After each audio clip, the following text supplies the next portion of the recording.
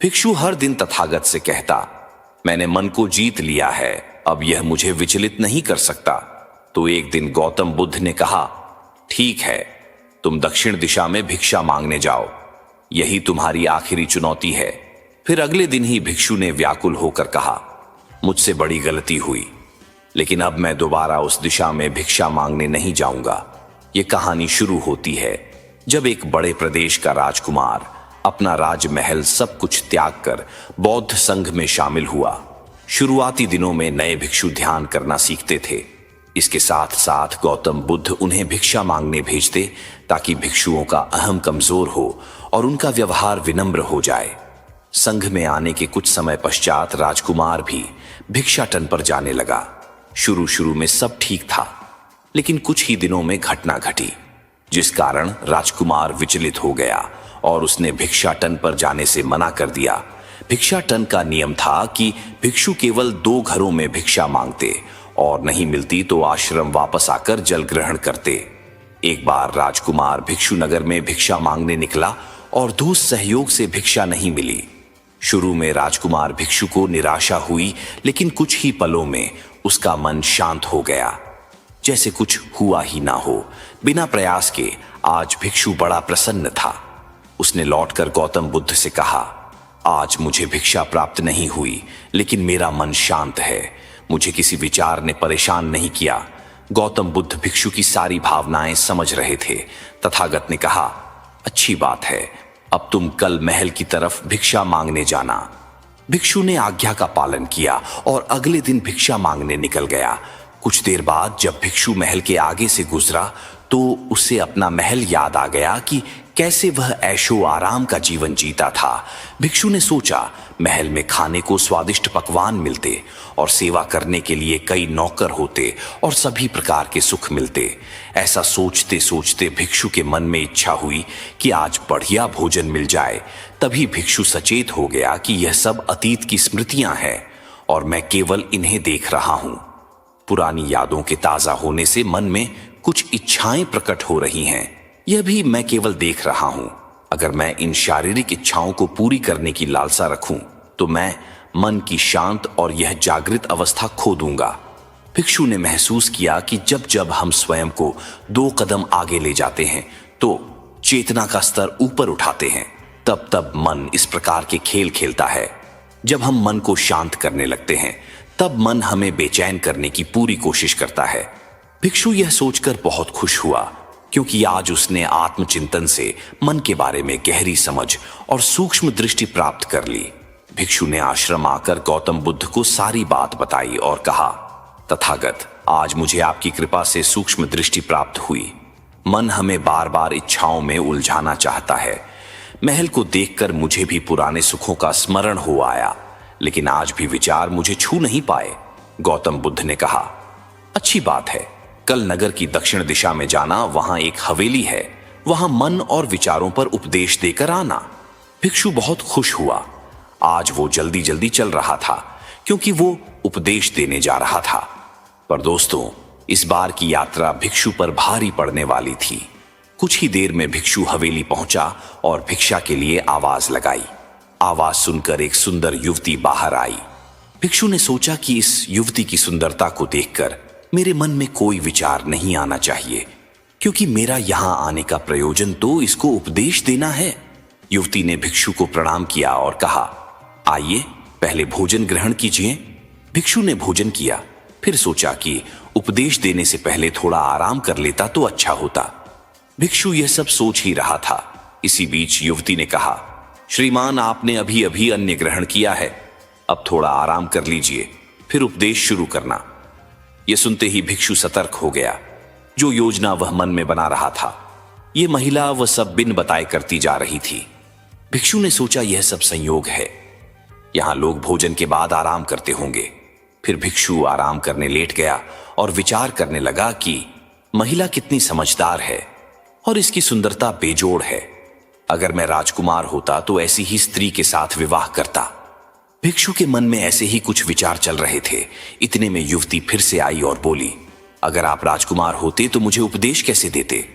भिक्षु जी, आप तो मुझे उपदेश देने आए थे ना। युवती का इतना कहते ही भिक्षु को स्पष्ट हो गया क युवती तो मन पढ़ सकती है। भिक्षु घबरा गया और हाथ जोड़कर पूछा, क्या आप मेरा मन पढ़ सकती हैं? युवती ने कहा, क्षमा कीजिए, ध्यान करते करते मेरा मन शांत हो गया है, इसलिए बड़ी आसानी से मुझे दूसरों के विचार अपने आप महसूस हो जाते हैं, उनकी भावनाएं समझ आ जाती हैं। जब भिक्षु ने सुना तो उसके पैरों तले जमीन सरक गई। फिर बिना कुछ बोले भिक्षु तत्काल आश्रम की ओर चल पड़ा। रास्ते में चलते हुए भिक्षु का दिमाग फटा जा रहा था, उसकी बेचैनी बढ़ गई थी। भिक्षु खुद को कोसने लगा कि मेरे मन में युवती के लिए ऐसे विचार क्यों आ रहे थे, उसने मेरे बारे में क्या सोचा होगा। अगर यह बात लोगों को पता चलेगी तो लोग भिक्षुओं और संघ के बारे में क्या सोचेंगे। आज भिक्षु बहुत लज्जत महसूस कर रहा था और वह थोड़ी ही देर में आश्रम पहुंच गया। जब भिक्षु गौतम बुद्ध के सामने पहुंचा तो तथागत ने देखा कि उसके चेहरे की रौनक जा चुकी है। दोनों कंधे झुके हुए थे। भिक्षु ने बुद्ध से कहा, अब मैं कभी भिक्षा के लिए नहीं जाऊंगा। तथागत ने कहा, पहले आराम से बैठो, फिर मुझे बताओ कि तुम्हारी चाल में इतनी थकान क्यों है। आज तुम्हारे चेहरे पर तेज की जगह ग्लानि की भावना क्यों है। भिक्षु ने सारी बात बताई और कहा, मैं सब कुछ जानते हुए भी महिला की सुंदरता के बारे में और अन्य चीजों के बारे में सोच रहा था। मैं मन से पूरी तरह हार गया। अब मैं कभी उस दिशा में नहीं जा पाऊंगा।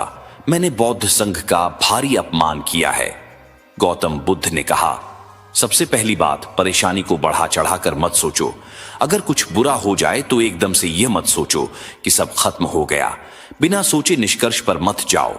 दूसरी बात, ध्यान दो कि कहीं तुम नकारात्मक विचारों के साथ अतिशयोक्ति करने वाले शब्दों का प्रयोग तो नहीं कर रहे, जैसे मैं हमेशा हारता हूं, जीवन में कुछ नहीं बचा, मैं मन से पूरी तरह हार गया, मेरे साथ कोई नहीं है, क्योंकि ऐसा करने से मन अति भावुक और विचलित हो जाता है और नकारात्मक विचारों के चक्र में फंसा रहता है।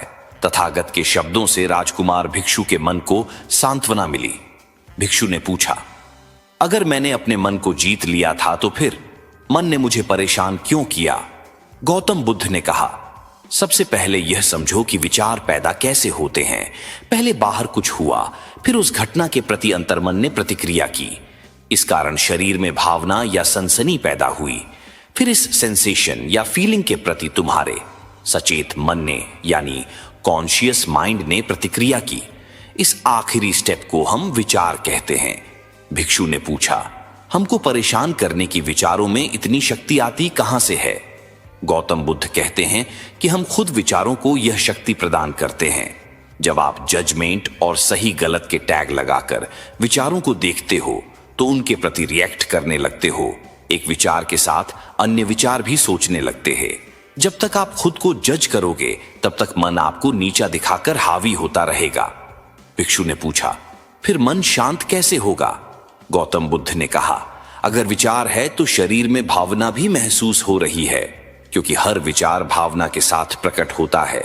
अगर आप अश्लील विचार महसूस कर रहे हो तो इसका मतलब है कि शरीर में एक भावना यानी सेंसेशंस भी महसूस हो रहे हैं और फिर आप उसके बारे में सोच रहे हो या रिएक्ट कर रहे हो, और इसी बात में मन को शांत करने का तरीका छपा है।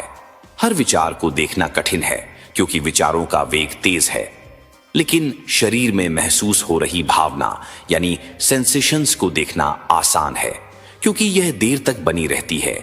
अगर इन्हें बिना जजमेंट के सही गलत का मतलब लगाए सिर्फ देखा जाए तो यह गायब भी हो जाती है। तब मन के पीछे जो शांति है वो प्रकट होती है और उस शांति में एहसास होता है कि मन हमारा कुछ नहीं बिगाड़ सकता। हमारा अंतर्मन कैसे ठीक होता है? नॉन जजमेंट से अगर हम किसी भी इंसान या घटना या फिर अपने मन को बिना जजमेंट के देखते हैं तो मन के साथ साथ अंतर्मन अपने आप स्वस्थ और शांत होने लगता है। अगर तुमने मात्र यह देखा होता कि इस औरत के प्रति विचार केवल मेरे अंतर्मन के रिएक्शन के कारण है और यह मैं केवल देख रहा हूं, मन में बहुत कुछ चल रहा है लेकिन मैं सांस के प्रति सचेत हूं, मैं शरीर में होने वाली प्रतिक्रिया को देख रहा हूं, तब भी तुम सचेत होकर दृष्टाभाव में लौट आते। मन के पीछे जो शांति है वह हमारी सबसे बड़ी ताकत है। हम बड़ी आसानी से विचारों को शांत कर सकते हैं और एक दिन यह जान सकते हैं कि किसी भी प्रकार का विचार चिंता असल में इस शांति को पार नहीं कर सकता। हम हमेशा विचारों से अछूते हैं। गौतम बुद्ध कहते हैं, तुम याद रखो, विचार तुमसे हैं, तुम विचारों से नहीं। तुम हमेशा ही अपने विचारों से शक्तिशाली हो, अपने डरों और चिंताओं से शक्तिशाली हो। अब तुम अगले 7 दिन युवती के घर भिक्षा मांगने जाओगे, और ध्यान रखना, अपने विचारों को जज मत करना। अच्छे बुरे विचार केवल तुम्हारा द्वार खटखटाते हैं। तुम केवल इतना याद रखना कि तुम वह शांति हो जिसमें सब प्रकट हो रहा है। अगले दिन भिक्षु पूरे मार्ग जागृत होकर चला गया। महिला के घर जाने से पहले थोड़ी घबराहट हुई, लेकिन भिक्षु दृष्टा भाव में बना रहा। विचारों को, शरीर में उठ रही भावनाओं को, डरों को, गिल्ट को, सबको बस देखता रहा। जब वापस लौटा तो वह पूरी तरह शांत था। आज उसमें मैंने मन को जीत लिया है, यह अहंकार भी नहीं था। आज उसने सही मायनों में मन को पार कर लिया था। ये वीडियो आपको कैसा लगा कमेंट बॉक्स में जरूर बताएं। ऐसी कहानियों के लिए मेरे चैनल को सब्सक्राइब करें। धन्यवाद।